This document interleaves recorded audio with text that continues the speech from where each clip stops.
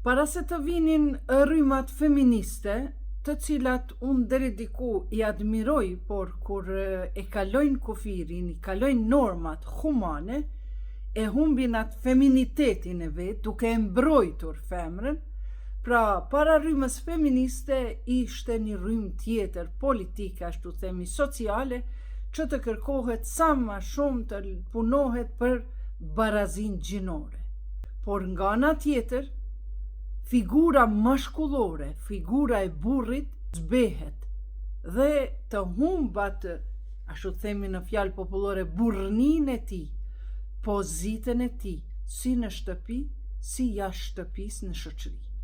Pra, feminizmi perëndimor, modern, në një farë mënyre, çfarë dëshiron?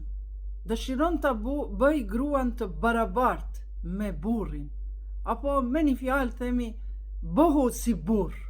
Pra, me të gjitha ngarkesat që ja jep femrës, ai feminizëm nuk e mbron femrën, po më shumë ja randon supet e saja dhe i thot në një farë mënyre bëhu si burr. Nuk e thojnë në mënyrën direkte bëhu si burr, por deklaratat e tyre, punët e tyre, disi në mënyrë indirekte ta krijojnë një standard se burri e pas ka një standard më të lartë se gruaja.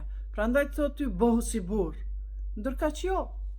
Fatimetu Zehra gjithashtu ka qenë një feministe e kohës së saj, që i ka mbrojtë të drejtat e grave.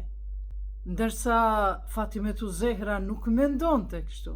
Të thoshte nuk dua të jem si burri, sepse unë i kam standardet e mia personale që Zoti mi ka dhënë.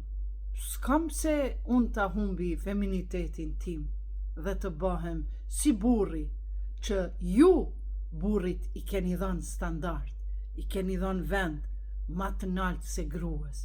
Madje edhe fetarët, edhe njerëzit e teologët e kanë keq kuptuar versetin kuranor, i cili thot Ar-rijalu qawwamuna 'ala an-nisa.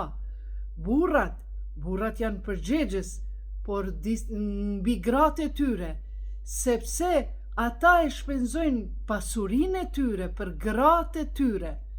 Por disa përkthime në gjuhën shqipe nëse i merrni, aty thonë se burri është autoritet mbi gratë. Por të nderuar miq, mos mendoni se lirin ju ja keni fal gruas, por lirin Zoti e ka caktuar për çdo krijesë. Prandaj, ju jeni përgjegjës për mirëmbajtjen për gruas suaj, sepse ajo ju krijon familje, por ju nuk jeni përgjegjës për veprat e saj, për veprat e gruas, sepse ajo duhet ta njoh lirinë e saj, ta mësoj dhe ti njoh kufit, normat morale.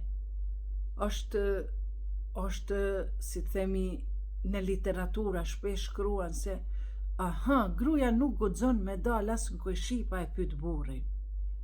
Ndërka që fal Zotit, Fatimetu Zehra, selamullahi aleha, bija e profetit, nga shkolla burimore e Ehli Bejti, dhe dietarët, imamët e Ehli Bejtit neve na mësojnë se burri duhet të jetë informuar se ku e ka gruan e tij, e jo ta kërkoj lirin, ndalesën, pajtimin apo mos pajtimin e tij, pse gruaja e tij dëshiron të shkoj diku apo ta kryej një veprim. Prandaj burrat nuk kanë standarde më ndryshe se gratë në feminizmin islam.